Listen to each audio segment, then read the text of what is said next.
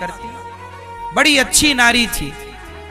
पत्नी पति को भोजन कराए, पति की सेवा करे, पति के लिए पूरा ख्याल सब कुछ। कुछ दिन बाद उसके पति को कोढ़ का रोग हो गया।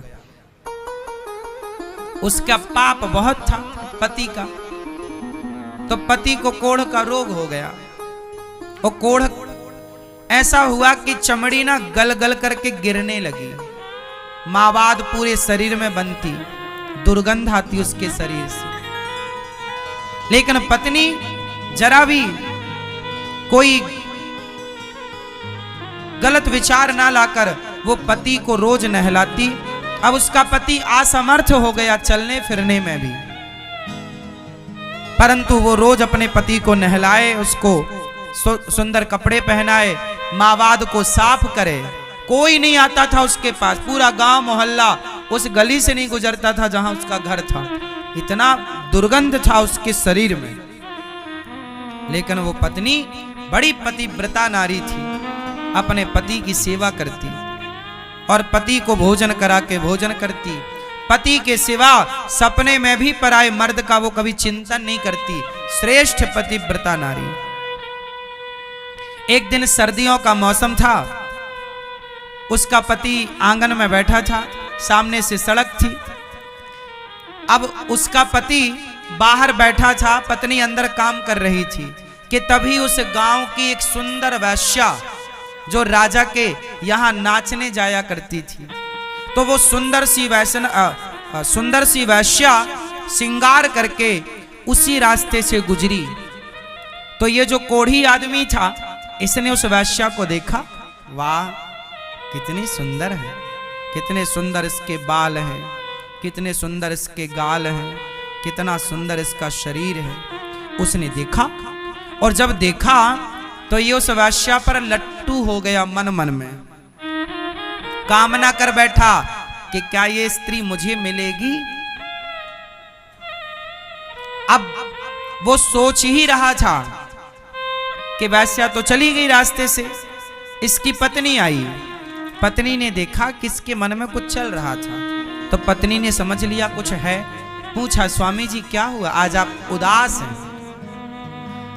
उस कोढ़ी ने अपनी पत्नी से कह दिया कि सुनो, तुमने आज तक मेरी बात टाली नहीं। अब देखो, वो आदमी अपनी पत्नी की सरलता का अब वो दुरुपयोग करने लग गया।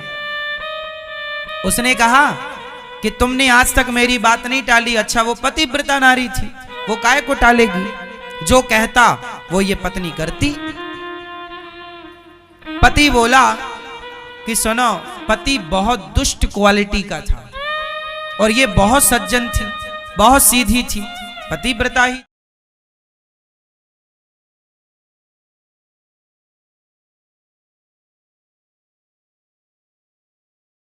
अब वो पतिव्रता जो नारी थी, वो रोज सवेरे 4 बजे उस वेश्या के घर जाती, उसके घर में झाड़ू लगाती, पोंछा लगाती, उस वेश्या का बर्तन जो जूठा था वो साफ कर देती। वेश्या रोज देखती कि मेरे घर में झाड़ू पोंछा कौन कर रहा है। ऐसे करते करते 1 हफ्ता बीत गया, ये रोज जाती। एक दिन वेश्या ने पकड़ लिया कि ये देवी, आप तो बड़ी पतिव्रता नारी हो, मुझे पापनी के घर में झाड़ू पोंछा क्यों कर रही हो। उस पतिव्रता नारी ने कहा उस वेश्या से, बहन मेरे पति का दिल तुम में आया है, एक बार मेरे पति से मिल लो। तुम जो चाहोगी मैं दूंगी, जो पैसा चाहोगी मैं दूंगी। अब की बार उस पतिव्रता नारी की बात वो वेश्या टाल ना पाई और बोली, अच्छा ठीक है, पर मैं नहीं आऊंगी तुम्हारे घर। तुम अपने पति से बोलना कि आज रात को 8 बजे वो मेरे घर आ जाए। ठीक है। अब ये पतिव्रता नारी फिर दौड़ी दौड़ी पति से बोली, पति के पास। पति बोला, क्या हुआ। बोले, आज आपको 8 बजे बुलाया है, चले जाना। अब देखो, ये काम बना के आ गई। एक नारी अपने पति का काम बना के आ गई। पति कोढ़ी था, अच्छे से उठ बैठ नहीं पाता था, पर आज बढ़िया परफ्यूम डाल रहा है, साफ सुथरे कपड़े पहन रहा है कोढ़ी आदमी, पर जैसे ही उसने अपना शाम को द्वार से बाहर पांव रखा कि उसकी शक्ति गवाह देने लगी, वो चलने में असमर्थ था। अब वो अकेला कैसे जाए? तो पत्नी से बोला कि सुनो, आओ हम तुम्हारे कंधे पे हाथ रखेंगे, तुम हमें ले चलो। अब सोचिए, एक पत्नी के कंधे में हाथ रखकर उसका पति वैश्या के घर जा रहा है और पत्नी भी जा रही है कि मेरे पति की इच्छा है तो मैं पूरी कराऊंगी, परंतु वो कंधे में हाथ रख के भी ना चल पाया। इतना दुर्बल था, मतलब इतना शरीर कमजोर था उसका। देखो शरीर कमजोर है, चला नहीं जा रहा है, पर देखो जरा मन कितना चंगा है। अब वो रोने लगा, बोले अब मैं कैसे जाऊं, मेरे चले नहीं जा रहा। पति को रोता देख पत्नी बोली, अच्छा एक काम करो, आप मेरे कंधे पे बैठ जाओ। अब देखो पत्नी बैठ गई नीचे और पति को बिठाया कंधे पे बिठाया, तो उसके दोनों पांव उसकी पत्नी के सामने आए। अब उसने पांव पकड़ लिया अपने पति के और कंधे पे बिठा करके, और पत्नी जा रही है जंगल के रास्ते, गांव के अंदर से जाएगी। लोग पूछेंगे कि पति को कंधे में बिठाकर कहां जा रही हो, लोग पूछेंगे तो कैसे बताएंगे कि वैश्या के घर जा रहे हैं, पति की बदनामी होगी। तो वो जंगल के रास्ते से चली। अब उस जंगल में एक दूसरी घटना घट गई। अब यहां पर जरा समझो कि पत्नी के कंधे में कौन बैठा है? पति कोढ़ी पति। अब रास्ते में एक मांडव्य ऋषि का आश्रम था। कौन से ऋषि का? मांडव्य ऋषि। उसी रात उसी क्षण एक दूसरी घटना घटती है। जो वहां का राजा था, जिस राजा के द्वार पर वो वैश्या नाचने जाती थी, उस राजा के घर चोरों ने चोरी करी और चोरी करके भागे। तो सिपाही चोरों का पीछा करते करते जंगल में एक बाबा जी का आश्रम था, नाम था मांडव्य ऋषि। मांडव्य ऋषि के आश्रम में उन चोरों ने राजा का चुराया हुआ धन बाबा की कुटिया में फेंक दिया और चोर वहां से भाग गए। क्योंकि राजा के सिपाही लगे थे, चोरों को लगा पकड़े जाएंगे तो मृत्युदंड होगा, तो बाबा की कुटिया में उन्होंने अपना धन छिपा दिया कि हम बच गए तो बाद में ले जाएंगे। अच्छा, राजा के सिपाही आए और बाबा की कुटिया की तलाशी ली, तो बाबा जी ध्यान लगाए बैठे थे। बाबा जी को कोई पता नहीं कि कौन चोर आया, कौन धन रख के चला गया। बाबा तो ध्यान में थे, पर सिपाहियों ने देखा कि बाबा की कुटिया में धन पाया गया, तो सिपाहियों को लगा ये बाबा ढोंग कर रहा है, ये चोर यही है।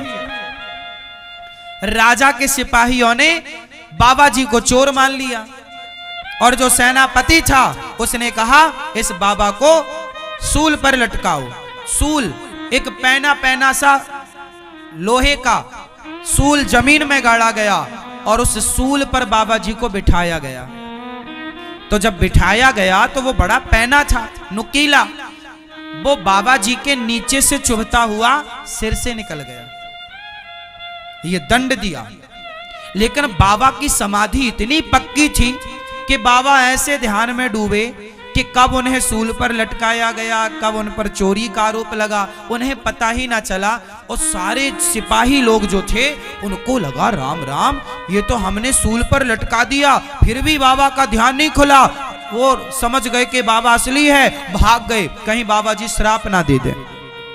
सिपाही भाग गए और बाबा का पूरा शरीर सूल पर लटका, खून से लथपथ वो जगह। अब सूल नीचे से घुसा हो, सिर से निकला हो, तो वो तो तप के बल पर जिंदा थे। ध्यान ऐसा लगा कि पता ना लगा।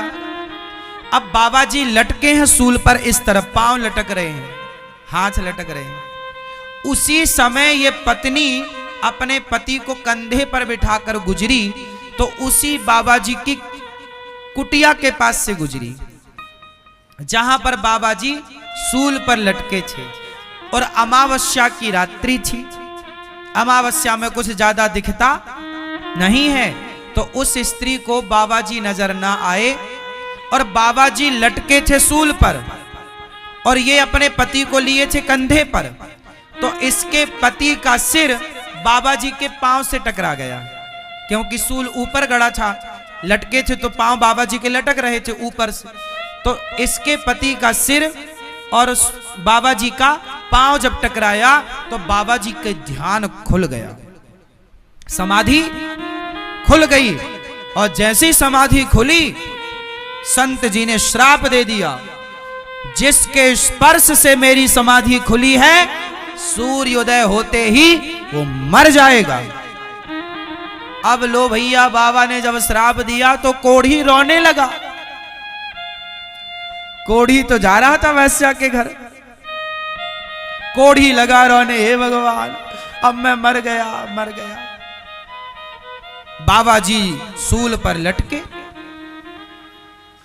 पत्नी ने क्षमा मांगी, महाराज ये मेरे पति, मैंने ध्यान नहीं दिया कि आप यहां हैं, अपराध क्षमा करो। बाबा जी ने कहा ना, मेरा श्राप लग गया मतलब लग गया, सूर्योदय होते ही मर जाएगा। अब पति रोया, अब वो भूल गया वैश्या वैश्या सब, जान बची तो लाख उपाय। अब वो लगा रोने के, हे भगवान मैं तो गया काम से। पर इसकी पत्नी बोली अपने पति से, आप रोइए मत, हे महात्मा जी, यदि आपने मेरे पति को श्राप दिया कि सूर्योदय होते ही मृत्यु हो जाएगी, तो हे सूर्य भगवान, यदि मैं पतिव्रता स्त्री हूं और मैंने अपने पति के मनसा वाचा कर्मणा सेवा करी है और मैंने अपने पति के सिवा पर पुरुष का चिंतन नहीं किया हो, तो हे सूर्य भगवान, जब तक मैं ना कहूं आप सूर्य उदय नहीं होना चाहिए, आप आइए मत। साहब उसके प्रभाव से हाहाकार मच गया सारी सृष्टि में। सवेरे के 10 बज रहे हैं पर सूर्य का पता नहीं, 24 घंटे हो गए, 48 घंटे हो गए, सूर्य का पता नहीं। हाहाकार मच गया, सूर्य उदय नहीं हो रहा है, क्योंकि एक पतिव्रता नारी ने सूर्य को रोका है। यदि आप आए तो मेरे पातिव्रत धर्म से मैं आपको भस्म कर, सोचिए सूर्य को भस्म करने की ताकत एक पतिव्रता नारी में है। सूर्य भगवान डर गए, नहीं आए। ये कथा पद्म पुराण में लिखी है, आए नहीं। हाहाकार मचा, देवता आए, हे देवी सूर्य भगवान को आने दो। बोले ना, मेरे पति मर जाएंगे। जब देवताओं की बात ना सुनी गई, तब सबसे बड़ी पतिव्रता नारी स्वयं माता अनुसुईया प्रकट हुई। और माता अनुसुईया ने, पतिव्रता नारियों की शिरोमणि माता अनुसुईया है, वो माता अनुसुईया जिन्होंने ब्रह्मा विष्णु महेश को भी अपना पुत्र बना दिया था अपने पातिव्रत धर्म के बल पर। वो आई, कहा बेटी विधि के विधान को तू रोक मत, तू आने दे, मैं तेरे पति को जीवित करूंगी। उसने सूर्य भगवान को आने की इजाजत दी। सूर्य भगवान की पहली किरण पड़ते ही संत के श्राप के कारण उनके पति की मृत्यु, कोढ़ी मर गया। कोढ़ी जब मरा तो माता अनुसुईया ने हाथ में जल लेकर कहा, हे विधाता, यदि मैं सच्ची पतिव्रता हूं तो मेरे पातिव्रत धर्म के बल पर इसका मरा हुआ पति जीवित हो जाए और उसका सारा दोष समाप्त हो जाए। जैसे ही जल छिड़का, उसका कोढ़ का रोग भी ठीक हो गया और जो उसका मन बिगड़ा था, मन भी पवित्र हो गया और उसका पति उठकर बैठ गया।